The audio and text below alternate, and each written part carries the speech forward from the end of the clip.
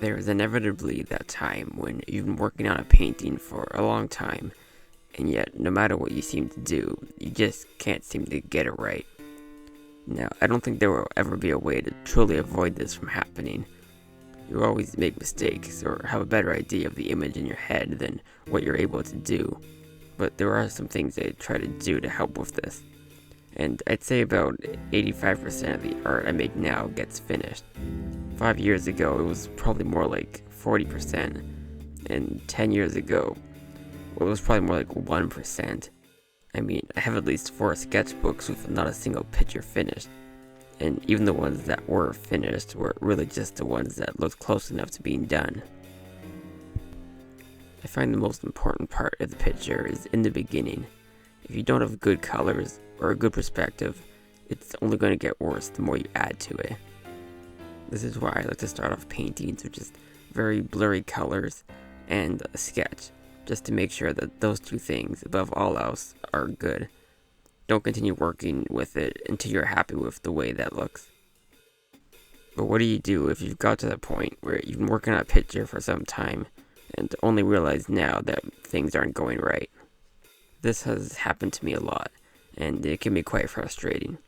Unfortunately, I found that the best thing to do is to just completely go over that part of the picture you don't like and try again.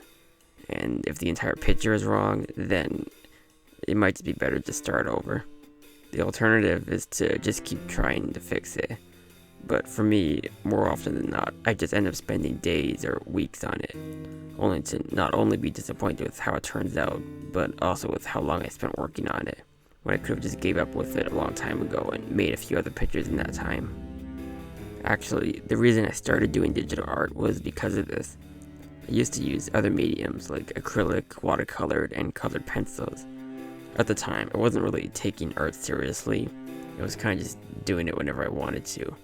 But there was one time when I had a really good idea for a piece, and I knew exactly how I wanted it to look. So I spent a long time trying to get it right. I made sure to go slow, draw every single detail, color in every single tree, and after a few months, the picture wasn't even halfway done, and it looked horrible. At least to me it did. And I just didn't know what to do to fix it. I kept going back, adding more colors and more shadows, more detail, but it just got worse. Since this was colored in pencil, you can't just go back if things get too dark. If it were paint, maybe, but with a pencil, that just wasn't possible. And so eventually, I just gave up. In fact, I was so upset because of this that I never used colored pencils again. Then, a few years later, I tried digital art, and this has been my preferred way of making art. If I could go back and tell my younger self what to do differently, I'd probably set a certain amount of time to try and get it looking good. If it looks good by then and just needs more detail, then I'd keep working on it.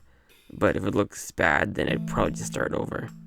Now, I don't entirely know how that would work with colored pencils.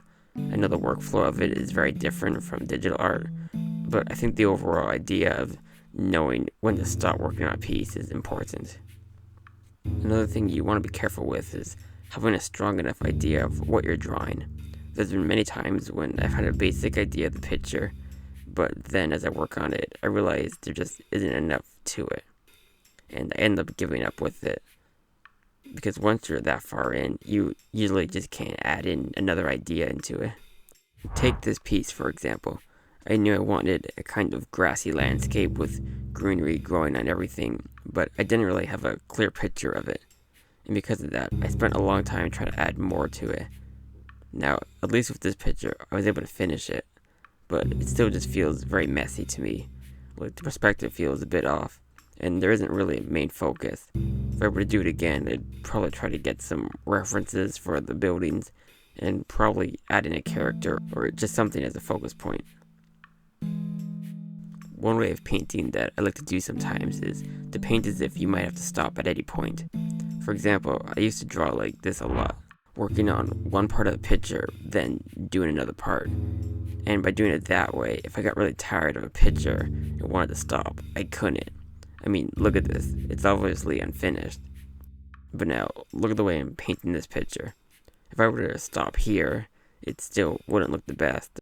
There's obviously a lot of detail and such missing, but the overall feel of it is there, and from a distance you can't really notice that it's unfinished.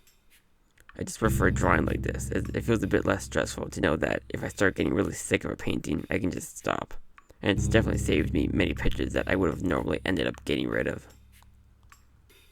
Now, everyone's style is different, but if your style is in any way similar to mine, then the way I'd recommend going about making a painting is starting with the color and the sketch.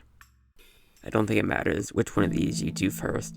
I often switch between the two, but just don't keep working on the colors until you're happy with them in a very blurry state. And make sure that pencil sketches of everything you want to be in that picture.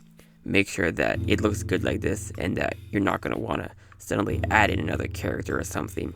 Because later on, once you have colors and stuff like that, it's going to be very hard to edit it. Also, something that's very useful is using references.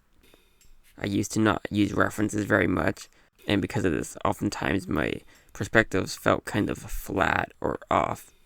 And while I don't think it's important to have a perspective that's accurate to real life, I think it is important to have a perspective that looks good. So just try to find something you can use as reference. Sometimes I even use very weird things as perspective references. Take this sushi making picture, for example. I use this as a reference for where things would be. It's definitely not accurate to real life, but it just helps to have something to go off of when you're starting a picture. A very easy way of telling if proportions are off is to mirror that picture. I do this very frequently, it's very useful. And if you're painting in real life, then I guess hold it up to a mirror. That's probably the best way of doing it. Sometimes I even just try flipping the canvas around in all sorts of directions, as you can sometimes see when things are off that you wouldn't normally see. I don't know, this is just what I do to keep myself from getting stuck on a piece, and it's definitely saved me many days of working on a not very good picture.